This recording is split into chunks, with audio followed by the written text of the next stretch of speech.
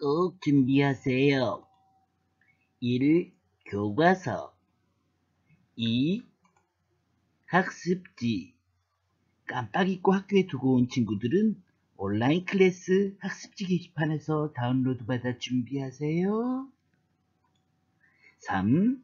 메모장 혹은 연습장 4. 필기도구 볼륨을 적당히 조절하고 수업할 준비를 하세요. 안녕하십니까, 송태선 선생입니다.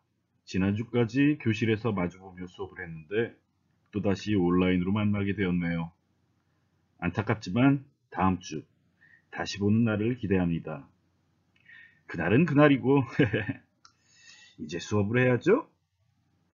우리가 이제 배울 부분은 교과서 115쪽에서 123쪽까지 있는 한글 맞춤법의 원리와 내용입니다. 이 단어는 이전 학년까지 부분적으로 배운 한글 맞춤법을 관통하는 원리를 이해하고 이를 실생활에 적용하는 능력을 기르기 위해 설정한 단어입니다.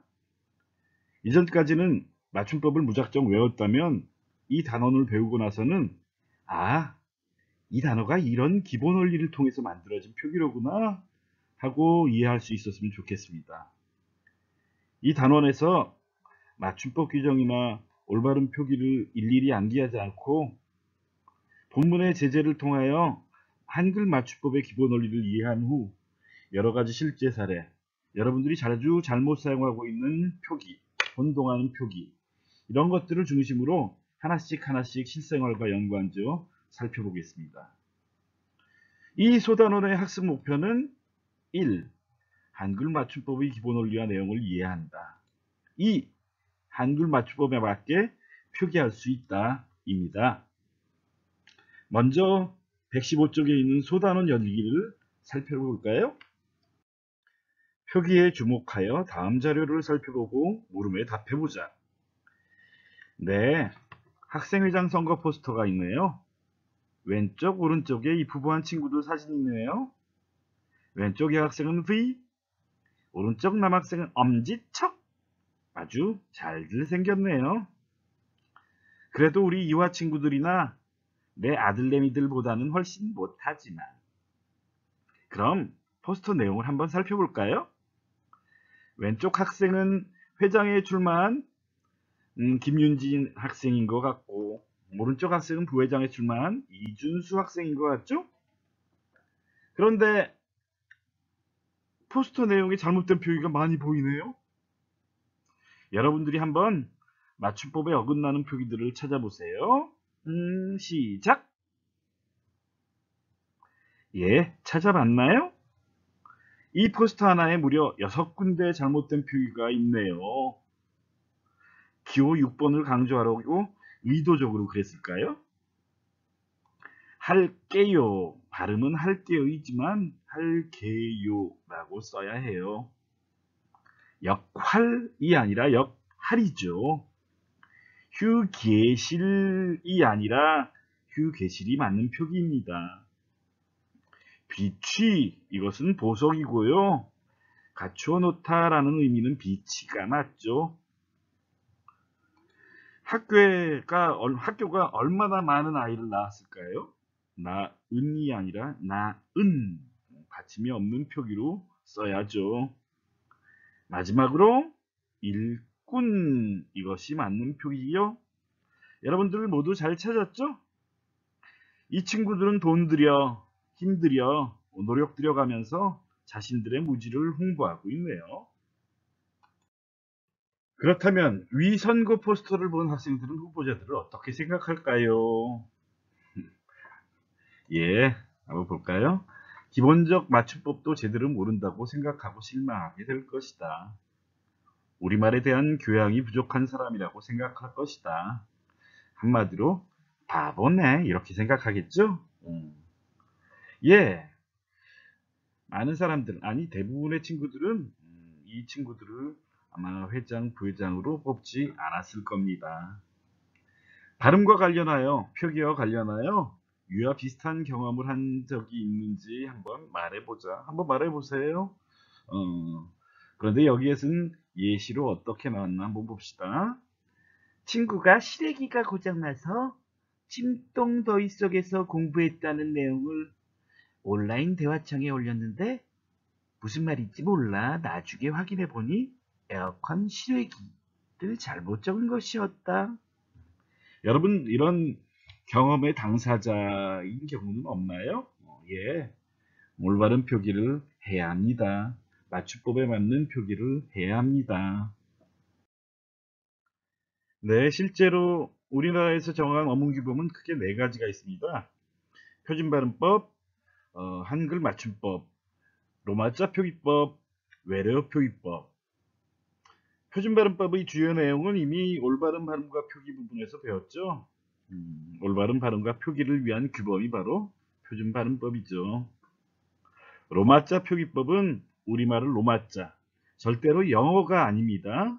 영어 알파벳은 실제로는 로마의 글자를 가져다 쓴 것입니다. 독일어, 프랑스어, 스페인어 등의 알파벳도 영어 알파벳과 거의 같죠. 그러니까 지구상에서 가장 널리 사용되는 로마자로 우리말을 표기하는 방법을 규정한 것이 로마자 표기법입니다. 반면 외래어 또는 외국어를 우리 글자로 표기하는 것을 규정한 것이 바로 외래어 표기법입니다. 그리고 우리가 이번에 배울 한글 맞춤법. 이 한글 맞춤법은 총 6개의 장, 총칙, 자모, 소리에 관한 것, 형태에 관한 것, 띄어쓰기, 그 밖의 것, 거기 57항으로 되어 있습니다. 거기에 덧붙여 부록, 문장부호에 관한 내용, 이렇게 이루어진 어문규범입니다. 이 한글 맞춤법의 기본 원리와 내용을 이 시간에 여러분들과 같이 공부하겠습니다. 본문에 들어가기 전에 먼저 학습활동 내용학습, 그러니까 118쪽에 있는 학습활동 내용학습 1번을 먼저 풀어보겠습니다. 한글 맞춤법에 맞게 표기해야 하는 까닭이 무엇인지 말해보자. 무엇일까요? 먼저 이런 것을 봤어요. 이런 것 웃지 마세요. 이런 것을 딱 보고 어떤 사람은 꽃이다 이렇게 표기를 했습니다. 또 다른 사람은 어떻게 표기했냐면 꽃이다 이렇게 표기했습니다. 또 다른 사람은 꽃이다 이렇게 표기를 했습니다. 같은 것을 다르게 표기했습니다. 그런데 이 셋 다 발음은 어떻게 되냐면 꽃이다 입니다. 그러니까 꽃이다 이렇게 표기를 했습니다. 그렇다면은 이렇게 다르게 표기하면 무슨 문제가 있나요? 똑같은 의미인데 다르게 표기하면은 사람들이 이것을 딱 보고 이것이 꽃, flower인가? 아니면은 꽃이 먹는 것 갑자기 배고프네요. 꽃이다라고 감탄을 한 것인지, 마음에 꽂혔어.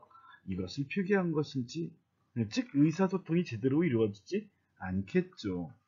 그러니까 이렇게 같은 의미를 다르게 표기하면은 어떻게 의사소통이 제대로 이루어지지 않습니다. 그러니까 한글 맞춤법에 맞는 표기를 해야 합니다. 그렇게 하지 않으면 의사소통이 제대로 이루어지지 않아 혼란이 일어날 수 있기 때문입니다. 그러니까 한글 맞춤법은 왜 만들었어요? 제대로 된 의사소통을 위해서 만든 것이라고 할 수 있습니다. 그렇다면 교과서 본문 116쪽을 한번 살펴보겠습니다. 한글 맞춤법과 관련한 내용. 첫 번째 단락에는 한글 맞춤법의 개념과 제정 이유가 나와 있네요. 개념은 무엇입니까? 우리말을 한글로 표기할 때 우리가 사용하는 말을 한글, 우리 글자입니다.로 표기할 때 지켜야 할 원칙을 규정해 놓은 어문 규범이 바로 무엇이냐면 한글 맞춤법입니다. 제정 이유는 방금 전에 살펴봤죠? 서로 다른 표기로 인한 의사소통의 혼란을 막기 위해서 한글 맞춤법은 규정이 되었습니다. 우리말을 막 말하는데 한글로 표기하는 게 굉장히 여럿이야. 그러면은 어떻게 돼? 혼란이 일어날 수 있습니다. 그러니까 그것을 표기할 때 지켜야 할 원칙을 정해놔서 의사소통이 제대로 이루어지기 위해서 한글 맞춤법을 만들었습니다. 이 한글 맞춤법의 구성과 내용에 대해서 좀 살펴보도록 하겠습니다. 아까도 말을 했다시피 한글 맞춤법은 총 6개의 장으로 이루어져 있습니다. 첫 번째 장이 총칙입니다. 한글 맞춤법의 기본 원칙, 띄어쓰기 원칙, 외래어 표기법에 대한 규정에 관한 총칙입니다. 그러니까 굉장히 짧습니다. 3개의 항으로 이루어져 있는데 제1항, 2항 책에 나와 있습니다. 1항, 한글 맞춤법은 표준어를 소리대로 적되 어법에 맞도록 함을 원칙으로 한다. 2항, 문장의 각 단어는 띄어쓰기를 원칙으로 한다. 기본적인 원칙에 관한 것만 나와 있습니다. 제3항은 더 짧습니다. 외래어는 외래어 표기법에 따라 적는다. 책에는 나와 있지 않지만 이런 원칙에 관한 것이 바로 총칙에 나와 있다고 할 수 있습니다. 두 번째, 2항은 한글 자모의 수와 순서. 한글 자모는 기본적으로는 24개라고 말을 하지만 실제로는 자음이 모두 몇 개? 19개. 모음은 21개. 이런 것에 대한 수와 순서에 관한 이야기가 바로 자모 2장에 나와 있습니다. 3장, 4장은 소리에 관한 것, 형태에 관한 것, 이것들은 총칙에 나와 있는 한글 맞춤법의 기본 원칙을 더 구체적으로 보여주는 것이 소리에 관한 것, 형태에 관한 것과 관련된 내용이라고 할 수 있습니다. 그러니까 기본 원칙 첫 번째, 제1항을 더 자세히 풀어놓은 것이 소리에 관한 것, 그리고 형태에 관한 것, 이 부분이라고 할 수 있습니다. 그리고 2항 띄어쓰기 원칙을 더 구체적으로 보여주는 것이 바로 5장이라고 할 수 있겠고, 6장에는 그 밖에 한자, 전미서 등 헷갈리기 쉬운 말들의 표기에 관한 내용을 6장에 기록하고 있습니다. 그리고 부록으로 아까도 말했다시피 문장 부호 이런 것들을 구성해 놓았습니다. 그렇다면은 책 116쪽, 117쪽에 나와 있는 교과서 본문, 이것의 갈래는 무엇일까요? 당연히 설명문이라고 할 수 있겠죠. 객관적이고 굉장히 다양한 예를 들어 보여주고 있는 글이라고 할 수 있습니다. 제목이 그대로 주제라고 할 수 있겠네요. 한글 맞춤법의 기본 원리와 내용, 이것이 주된 내용이라고 할 수 있습니다. 기본적인 원리와 내용, 이것을 예를 들어 구체적으로 설명하고 있습니다. 그리고 1항, 2항, 총칙의 1항, 2항을 중심을 두어서 내용을 설명하고 있습니다.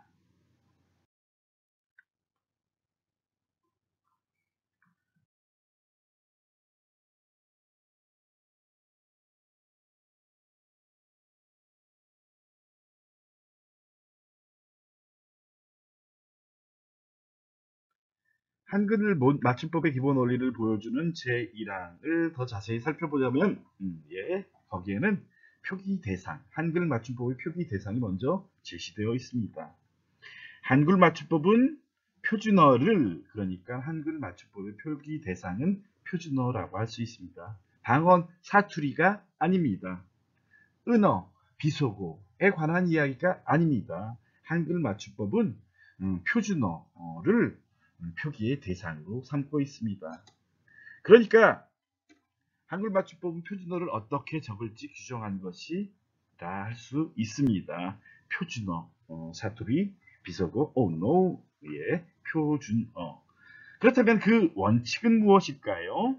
소리대로 적되 어법에 맞도록 한, 소리대로 적는 것, 그리고 어법에 맞도록 이 둘이 아울러 원칙으로 삼고 있다고 할 수 있겠습니다. 그렇다면 소리대로 적는 것, 어법에 맞는 것, 맞도록 하는 것, 이것은 어떤 의미일까요? 소리대로 적는다라고 하는 의미는 발음 형태대로, 즉 소리 나는 대로 적는다는 의미. 표음주의, 즉 소리를 표시하기 위한 원칙이 바로 소리대로 적는다라고 하는 원칙이라고 할 수 있습니다. 그런데 이것은 쓰기에는 편하지만 뜻을 해독하기가 어렵습니다. 꽃, 꽃이라고 하는 말 알죠? 이것을 소리대로 적는다라고 하면 단독으로 쓸 때는 꽃의 디귿 받침으로 써야 합니다. 꽃이 이 경우에는 치읓이 갑자기 뿅 하고 살아나네요. 꽃만 이 경우에는 꼰 이렇게 니은 받침으로 써야 합니다. 이렇게 다르게 표기하다 보면 어떻게 소리대로만 적고 다르게 같은 형태를 표기하다 보면 어떤 일이 발생할까요? 이것이 무엇을 의미하는지 해독하기가 어려워요. 지난번에 아까 봤죠? 꽃이다, 꽃이다, 꽃이다 뭐 이렇게 나눠 다르게 표기하다 보면 어떻게 돼? 혼란이 발생하게 됩니다. 이 소리대로 적음 이 원칙에 따라 만들어진 것 하늘, 오리, 날다. 이것은 표기와 발음, 소리가 일치한다고 할 수 있겠습니다. 그렇다면 어법에 맞도록 한다라고 하는 것은 뜻을 파악하기 쉽도록 각 형태소의 본 모양을 밝혀 적는다는 의미. 어법에 맞도록 하는 것은 뜻 위주, 즉 표의주의, 의미를 표시하기 위한 원칙이 바로 표의주의라고 할 수 있습니다. 형태라고 하면은 겉 모양이라고 생각하기 쉽지만 여기에서는 형태소를 의미합니다. 형태소는 의미를 가진 가장 작은 말의 단위입니다. 그 형태소대로 적는, 즉 표의주의와 형태주의는 같은 의미라고 할 수 있습니다. 이 경우에는 뜻을 파악하기는 쉽지만 때때로 발음과 동떨어진 표기가 있을 수 있습니다. 실제로는 믿음 이렇게 소리가 납니다. 꽃이 이렇게 소리가 납니다. 깊이 이렇게 소리가 나지만 꽃이, 깊이 이렇게 형태소대로 어법에 맞추어 표기하는 방식. 그러니까 한글 맞춤법은 이 소리대로 적는 표음주의, 어법에 맞도록 이라고 하는 표의주의, 이 둘을 아우르는 조화를 이루는 가장 합리적인 방식이라고 할 수 있습니다. 그런데 실제로 표음주의와 표의주의는 서로 대립되는 상반되는 개념이라고 할 수 있는데 이것을 어떻게 조화를 이루어 놓았을까요? 어떨 때 소리대로 적고 어떨 때 어법에 맞추어야 할까요? 그것에 관해서 여러분들 학습활동 목표학습 1번 그러니까 119쪽에 있습니다. 그것을 먼저 보도록 하겠습니다. 다음 탐구 과정에 따라 얽히고 설키다 라고 하는 발음의 올바른 표기, 이것은 발음입니다. 올바른 표기를 알아보자. 이것을 어떻게 표기해야 할까요? 얽히고 설키고, 얽히고라는 말이 있어요, 없어요? 얽히다, 얽다. 실제로 얽히다라는 말은 얽다의 피동이라고 할 수 있어요. 피동. 그러니까 얽다, 얽히다라는 말 여러분들 혹시 사용하고 있어요? 방금 전에 제가 말을 해버렸네. 사용하고 있어요. 그런 경우에는 어떻게 어법에 맞게 적는 겁니다. 그런데 설키다, 석다라는 말 단독으로 우리말에 사용하나요? 석다, 설키다 이런 말 사용하지 않잖아. 이렇게 어법에 맞출 필요가 있는 얽히다, 고와 같은 경우에는 어법에 맞게 적으면 됩니다. 설키다, 이것은 석다, 설키다 이런 것들 따로 사용하지 않잖아. 그러면 어떻게? 소리대로 적으면 돼. 그러니까 소리대로 적어요. 어법에 맞출 필요가 없는 경우에는 소리대로 적어요. 그렇지만 어법을 밝혀 적어야지 이해하기 쉬운 경우에는 어법을 밝혀 적으라는. 그러니까 얽히고 설키다 라고 하는 것의 올바른 표기는 이렇게 되어야겠죠. 여러분들 초등학교 중학교 때부터 반드이와 반드시, 지긋이와 지그시 이 의미들이 서로 다르다는 것 아마 배웠을 겁니다. 반드이, 반드시, 지긋이, 지그시 이렇게 다르게 써놨지만 실제로는 발음은 반드시 같습니다. 지그시 이렇게 소리가 납니다. 그렇지만 반드시 이렇게 지그시 이렇게 소리대로 표기하는 경우가 있고 반듯이, 지긋이 이렇게 형태를 나누어 표기하는 경우가 있습니다. 어떻게 다를까요? 예, 반듯하다라고 하는 말이 있습니다. 작은 물체 또는 생각이나 행동 따위가 비뚤어지거나 기울거나 굽지 아니하고 바르다. 마치 송태선 선생님 같은 거예요. 예, 그러니까 허리 굽겠다, 반드시 앉아라. 이 경우에는 반듯하다라고 하는 것과 의미적 상관관계가 있어요. 그런 경우에는 이렇게 형태를 나누어 의미 파악이 쉽게 표기를 하는 것입니다. 그렇지만 꼭 필히라고 하는 의미의 반드시는 이 반듯하다라고 하는 의미와 멀어집니다. 거리가 멉니다. 상관이 없습니다. 그런 경우에는 예, 어법에 맞출 필요가 없이 소리대로 적으면 됩니다. 지긋이, 지긋이도 마찬가지입니다. 지긋하다라고 하는 것을 사전에서 찾아보면 나이가 비교적 많아 듬직하다. 저와 좀 상관없는 이야기네요. 예, 느긋하고 참을성이 있다. 이러한 것이 지긋하다라고 하는 것의 의미입니다. 그런데 지긋이 나이가 든 아저씨가 걸어가고 있다. 이 경우에는 지긋하다라고 하는 것과 의미적 상황이가 있죠. 이런 경우에, 그리고 또 지그시 앉아있지 못하고 덤벙댄다, 이런 경우에는 지긋하다라고 하는 기본적인 의미와 관련이 있습니다. 그런 경우에는 지긋이 이렇게 형태소를 나누어 표의주의, 형태주의 방식으로 어법에 맞도록 적어주는 게 옳습니다. 눈을 지그시 감고 음악을 감상한다. 이 경우에는 지긋하다라고 하는 가지는 의미와 전혀 상관성이 없습니다. 그런 경우에는 지그시 소리대로 적으면 됩니다. 어법에 맞도록 소리대로 오라고 하는 것이 어느 정도 이해가 가나요? 그렇다면은 이제 2항으로 한번 가보도록 하겠습니다. 한글 맞춤법의 기본 원칙이 제1항이라고 한다면 제2항은 띄어쓰기의 기본 원칙이라고 할 수 있습니다. 문장의 각 단어는 띄어쓰기를 원칙으로 한다.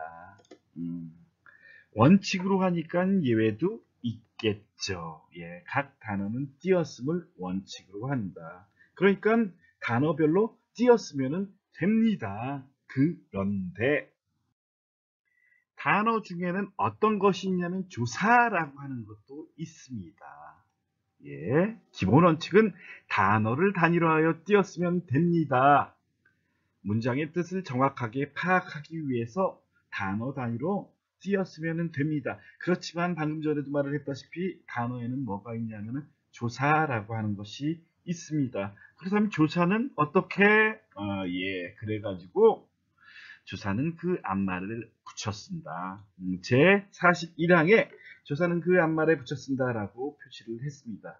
왜 조사는 단어임에도 불구하고 앞말에 붙였을까요? 조사는 여러분들도 다 알다시피 이 말과 저 말 사이의 관계, 문법적인 관계를 맺어주는 게 가장 큰 역할을 합니다. 그러니까 앞말이 주된 것이라고 한다면 조사라고 하는 것은 문법적인 관계를 보여주기 위한 덧붙는 말이라고 생각하면 됩니다.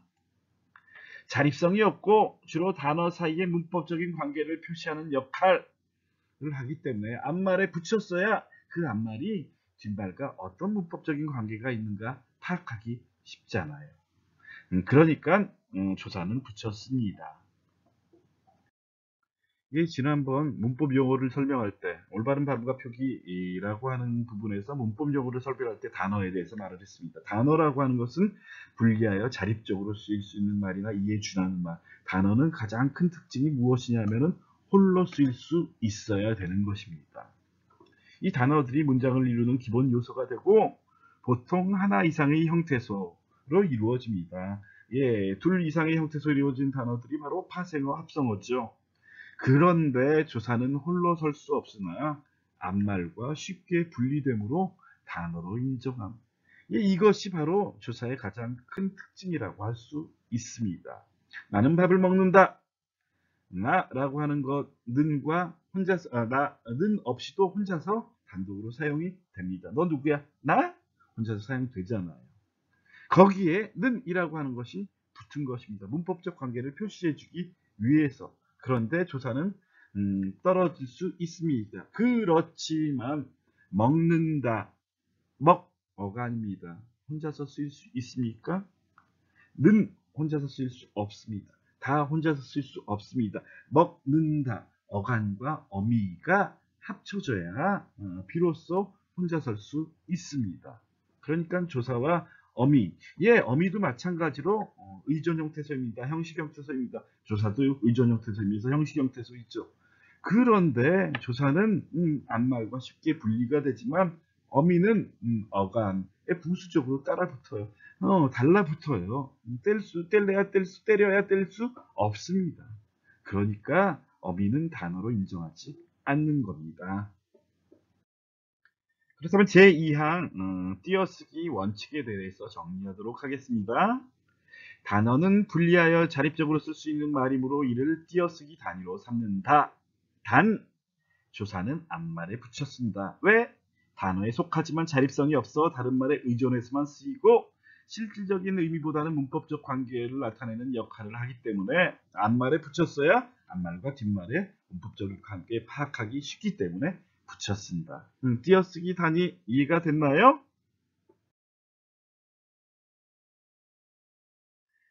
예, 이제 한글 맞춤법의 원리와 띄어쓰기 원리에 대해서 다 끝냈습니다.